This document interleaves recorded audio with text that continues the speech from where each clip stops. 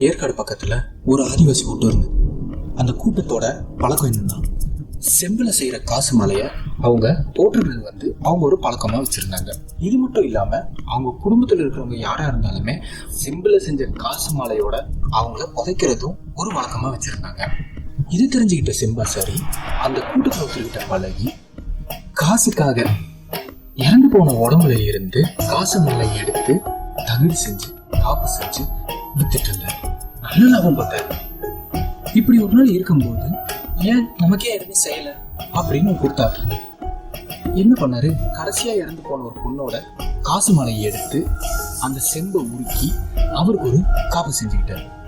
அந்த காப்பு போட்டுட்டுல இருந்து என்னமோ தெரியல, யாரோ ராத்திரி ஒரு பொண்ணு மூலையில உட்காந்து அழுகிற மாதிரியும் கதற மாதிரியும் ஒப்பாரி வைக்கிற மாதிரி நிறைய விஷயம் அவரை சுத்தி நடக்க ஆரம்பிச்சது.